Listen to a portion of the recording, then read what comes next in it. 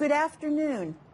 Today we're going to do a presentation on keys to an effective presentation. I like to call this a no Z's presentation because you just don't want to see people sleeping in the room, okay?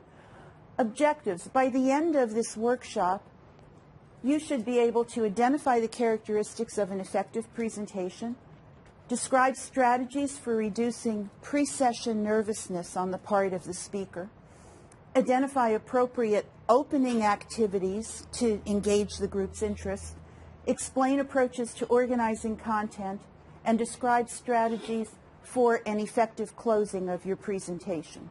Okay, these are the objectives. When you're in front of a room speaking to a group of people, believe it or not, the people in the room know a whole lot more about you than you think they do. They see things, they hear things as they're watching you. Okay? What your audience sees, they see your gestures. So if you're composed and calm, nothing is really erratic, you just look like a normal person. If you're nervous, however, and you just can't sort of sit in one place, people notice that. And I hate to tell this story, but when I was, you know how junior high school kids can be. When I was in junior high school, we had a teacher who constantly did this, and he said, "You see." This was in, I think it was in English in junior high school. We had a game going in there. We had two columns going. How many times he does this and how many times he says, "You see." And we would just tick him off. I don't think we learned anything, but whenever he hit 100, the whole class would break up, and he never knew why. Serious. So your audience sees your gestures. And your gestures, you need to be comfortable with yourself. And the way to be comfortable with yourself is to know your material. You don't get up there and present something you're not sure of, because that adds to your own anxiety. You make eye contact. We mentioned this earlier. As you go around the room and you are presenting information, you try to make eye contact with everyone, because the person sitting back there whose eyes you never make contact with is going to think, "I'm not even here. This presenter doesn't see me, doesn't hear me." Now, obviously, if you have 300 people in a room, you can't do that. But you still cast your eyes about the room. So that's something that is important. Think about that. Your body motion, don't be walking all over the place, but don't stand perfectly still either. You need to just be comfortable. And something, when you're in a room like this where there are 4, 5, 6 tables, it's not a good idea to go wandering to the back tables, because your back then is to everybody else, and they won't hear what you're saying, and they won't connect. So try to find a place, pretty much, that's your space where you walk about in, that people can see you, hear you. And at some point, you may want to invite the tables to swap so that the people in the back come front, etc., so that they don't always feel like they're in the back. Your head motion. There are people who, when they make a point, nod their heads as if trying to convince you that it's right. And after a while, it will drive you nuts. So watch your head motion. Watch your facial expressions. It's okay to communicate your feelings about something with your facial expression, but do watch that what you're doing is, you know, is within bounds, that you're not looking at somebody in the room as if you think there's something going on at that table that's not right. I mean, just watch, because people read your facial expressions. They will see your visuals. They will see your hands and how you use your hands. My background is Italian-American, and I can't talk without my hands. I'm serious, and people will say to me, "You use your hands a lot," but, you know, I don't know how to control that. I honestly don't. They will see your posture, and while you may not have the best posture in the world, you certainly don't want to be slouched all over. So just be aware of that. Your dress, there's a certain amount of respect that you give to your audience. When you're presenting, it's really not cool to show up at a workshop, especially a CALPRO workshop, in jeans and halter tops or whatever. I mean, you know, at least give the respect to people that are there that you are a professional. No, you don't have to dress up in suits, but think about that. Your grooming, your swaying. There are some people that will talk, and while they're talking, you know, be sort of swaying like this, and that too is distracting. There are some things people, especially men, put their hands in pockets and jingle change or keys. So this is what your audience sees. What your audience hears is your inflection. if your voice goes up and down and you have inflection that's interesting, you're going to keep the interest of the group. However, if it's sing-songy and you keep on doing this kind of thing, your audience might get a little distracted after a while. So be aware of that. Your pace. If you keep the same pace through the whole thing, you're going to lose people. So you have to have some parts that are faster, some parts that are slower, some parts where you simply pause. There's nothing more effective than either asking a question or making a statement that's a powerful statement and simply pausing. And if you're using an overhead, and I don't have one here to demonstrate for you, turn the light off at that minute on the overhead. It changes the atmosphere of the room, and it gives people the idea that this is significant. She's just said something, and now I want to think about it. So be aware that your pacing should be varied. Pausing is important. Your tone is important, and your volume. Do a check at the beginning of a meeting. If you have a very large room, can you hear me in the back? If not, move up front or do what you need to do to make adjustments. Enunciate words. That's easier said than done, because if you're not used to speaking in front of groups, you may not be aware that sometimes you run words together. Try to be conscious of that and make sure that what you're saying can be heard. I practice, not memorize a presentation at all, but I practice with a few people to say, and have them sit, away from you in the room. Can you hear me? What's it like? What do I need to do?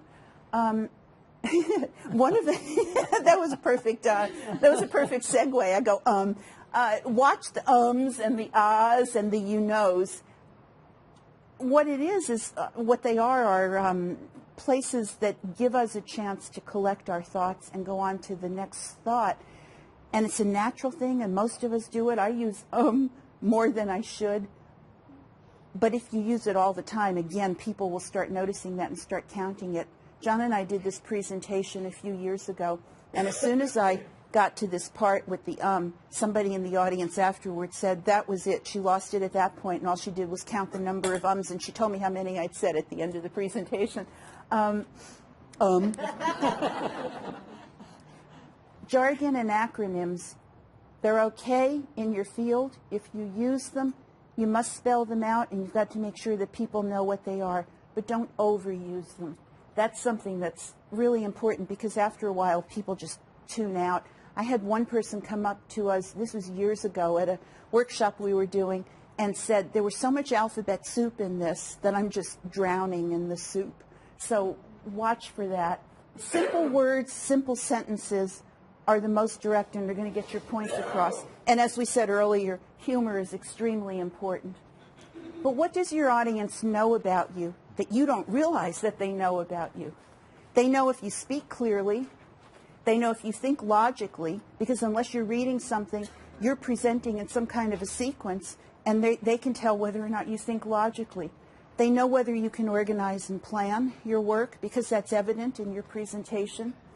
They certainly know if you are knowledgeable about the content, and they know if you have a sense of humor or not. It's a perfectly natural thing for every speaker to get nervous before you get up in front of a group. I've got to tell you that years ago, I would get so nervous that I just didn't know if I could control it. And the funny thing about it is that in a group of my teachers, I wasn't nervous at all. I could have 100 teachers in the room and I was fine. Put me in front of our 8 board members and my voice would shake and my hand would shake and I couldn't get control. Man, does that say something sad about me psychologically? That, I'm worried about what the board's thinking about me. But whatever it is that is the trigger for you, you have to be aware of it, and there are ways that you can control it. I heard Willard Scott say once that he would get so frightened before speaking, and on national television, and for years he had to learn how to control that. And yet when you see Willard Scott on television, you would never have a clue that he had this stage fright. It's a perfectly normal thing if it's in a manageable amount, okay? Because it gets your adrenaline up and it gives you a certain amount of energy. But if it's debilitating to the point where your hand shakes and your voice shakes and you can barely think and your mouth gets dry, you've got to learn to control that. there are a number of ways to get around the butterflies. The first thing, obviously, know your subject matter. It's so anxiety producing if you don't know what you're talking about. If you're doing a CALPRO training and you haven't read the facilitator's notes and you're just planning to go through the transparencies and the handouts, you're in big trouble. Because the facilitator's notes in every CALPRO module tell you, not word for word what you should say, but they tell you the gist of what the topic is and how you might handle it. So you should read those ahead of time and be very comfortable with the subject. So you know your subject matter, you prepare your talk, you practice or you rehearse it a little bit, okay, just so that you're comfortable with it. If you're really nervous, you take several slow, deep breaths, nothing like getting some of that oxygen in your body to get rid of some of the jitters. Move about and loosen up. Honestly, if you're sitting, the worst experience for me was sitting on a stage and there were 3 or 4 people and the auditorium was filled and I knew it was my turn, and the longer you sit there as each person speaks, the stiffer you get. It's like, so it's good if you can move about and loosen up before you get up there. If you can't, and if you can chat with people before you go on, that helps you to loosen up. But if you can't move about, focus your attention. I mean, put a Sudoku puzzle on a piece of paper and sit there and do something that's going to focus your attention so that you're thinking about something else, not thinking about how nervous I am. That's something that's very important, because the butterflies, at first, it's good because it gets the energy up, but after a while, it's got to subside and you've got to be comfortable and the audience has to be comfortable with you. Okay, when you get started, the first 2 minutes of a presentation are absolutely critical. That's when people judge whether or not they're going to continue to listen or they're going to go off on a tangent and daydream, as you know, John was saying, take some bird walks with their minds. So to get them started, you give them the purpose and the outcomes of the session. People want to know, what's in it for me? If I'm going to listen to this, then I have to know at the end of this, what's in it for me? You all did expectations this morning, or when we first got started, to say this is what I really want to get out of it. So tell people what the outcomes are. And then to get started, ask a question, something maybe that's a little bit startling. Did you know that such and such percentage of people in this county are reading below a 5th grade level? Did you know that, and whatever it is, whatever your topic is, ask a question that sort of grabs them. Or cite, as I said, a startling statistic, tell a real life story, describe the benefits of the information for the people in your audience, make some dramatic statement, use a question, whatever. Then there's the old, tell them what you're going to tell them, then tell them, and then at the end, tell them what you told them. That's the 3-part piece that always works. This is what we're going to do. Now here, I'm giving you the information. Now we go back and we review what we've done. That's really your agenda and objectives.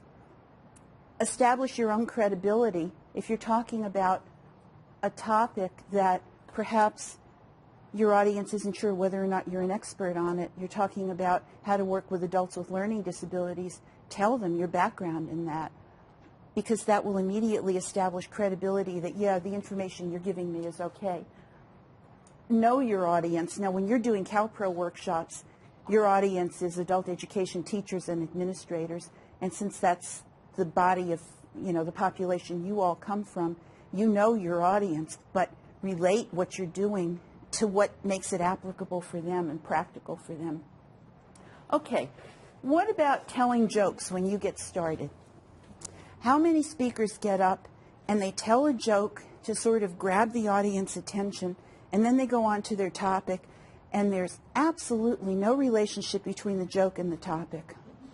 Okay, that was fun, but why did the person tell that joke? And worse, you tell a joke that the audience just sort of looks at you because it wasn't all that funny to begin with. Unless you are really funny and really good at telling jokes and can relate the joke to the topic, my advice is don't get started with a joke. Tell a real life story instead, because that little bit of information about yourself or about someone in your class or whatever will grab their attention. that's what you really want is an interest grabber. You don't necessarily want to joke about the upcoming election. Okay, be prepared.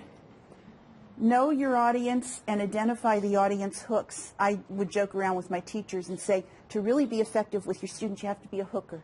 You have to have something that hooks their attention. And once you do, you can teach. But until you get that interest grabber, they're still thinking about what they have to do tonight or the things that went wrong during the day at work, etc.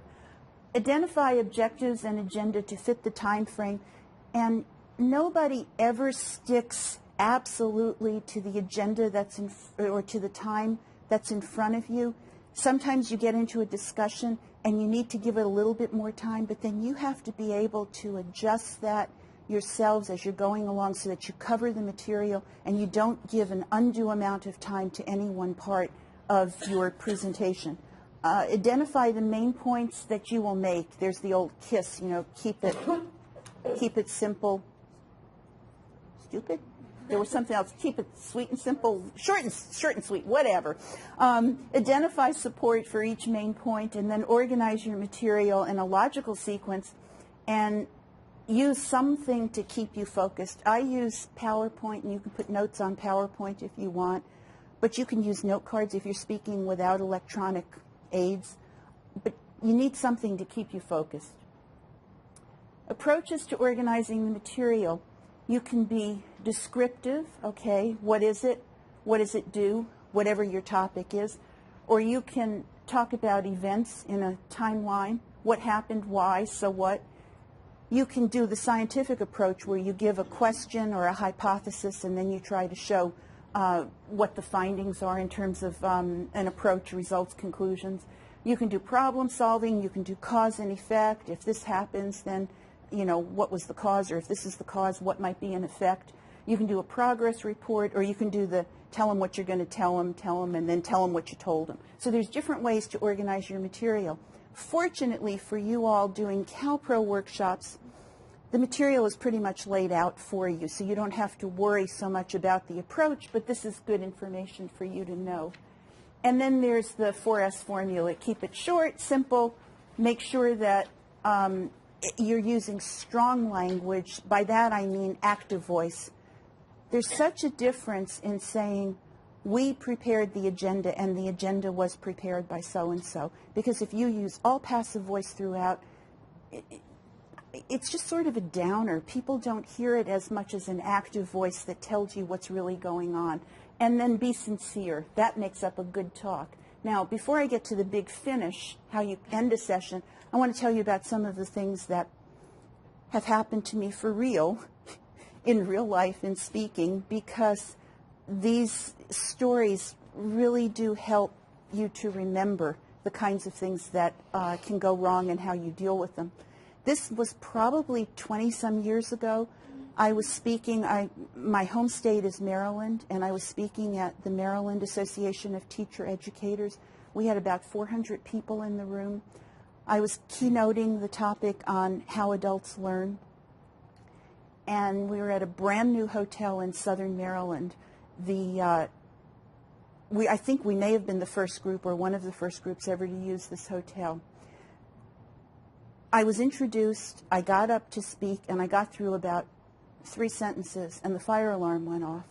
Oh, okay, well, we can deal with that. So we all went trooping outside. It was a nice May day. It was pretty. Okay, we all went trooping outside, came back in, and the hotel manager came running up to us and offered his extreme apologies that the hotel was new, there was something going on with the electrical system, didn't know exactly what. No, there was no fire. I'm sorry to interrupt your meeting. Please proceed. So I got up again. Yeah, that was okay. And got about 5 minutes into the talk, and the fire alarm went off again. Everybody got up, went outside again, and again the hotel manager came through and said, I'm so sorry, it's really nothing. Well, okay, I got back and I started talking. This time I got maybe 8 minutes into the talk, and the fire alarm went off. And at that point, I decided, even though people went outside, I wasn't going to go outside. So I pulled a chair from one of the tables, and I didn't look at the chair. And I had on a light pink suit, and I went, and went, somebody had spilled a glass of orange juice in the chair and hadn't pulled it, hadn't wiped it out or anything, and I had on a light pink suit, and now I had, and I didn't know what to do. They were outside. I knew they were coming back, and the thought was, because I cannot stand still in front of a room. When I'm talking, I'm going to move, and if you're sitting over there and I move, you're sure as heck going to see that it's not pink on the back. Anyway, they came back in, and I decided what I would do is tell them what happened, and not only tell them what happened, I turned around and I mooned them with my clothes on, and the group laughed and they thought it was funny. I was very nervous about that because the president of our Board of Education from the school district I worked in was in the audience, and I didn't know what he would think of the whole thing. He came up to me afterwards and he said, "I don't believe you kept your cool during all of that. Nobody should have to put up with all of that." And I thought, well, what else do you do? I mean, what are the options? Fall apart in front of 400 people? Anyway, there are things like that that happen. I've had experiences where you set up either your overhead or remember when we had the carousel projectors with the slides? Yeah, I'm old. Yeah, I used those. And somehow the equipment didn't work, and then you have to say, oh, what's contingency plan B? If we can't show the visuals, what do we do? Today, when John and I got here, the materials that we had FedExed yesterday, you probably know, even though they arrived this morning and they were supposed to be delivered first thing this morning, there were roads blocked outside, and the materials hadn't been delivered, not because they weren't here, but because the FedEx trucks couldn't get here. So we were sitting here before the session started saying, if we don't have the materials, what are we going to do with this exercise? How are we going to handle that one? So you have to just sort of say, well, what the heck, I'm going to handle this or not handle this. But you have a contingency plan is always important. Okay, the big finish. How many times does somebody speak, or have you heard someone speak, and you get no warning at all that they're nearing the end of the talk? They finish the sentence and they go, "Thank you," and they sit down. I've seen that an awful lot, and I don't know why people do that. The ending should never come as a surprise. It's really important to change your voice, the tone, the pacing, to signal that you're getting to the end, or summarize. Say, well, this evening, what we've covered so far is this much. It's been a pleasure to be with you. What I hope you will do to continue this conversation, whatever, so that they know you're coming to the end.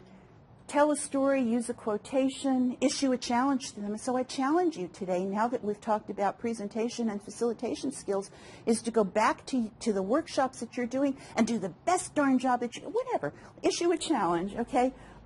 Provide an evaluation. They know that's the end of the talk. Thank them for coming. That's the big finish. I thank you very much. I'm going to turn this over to John. Okay, now I'm going to go get lost while you evaluate me.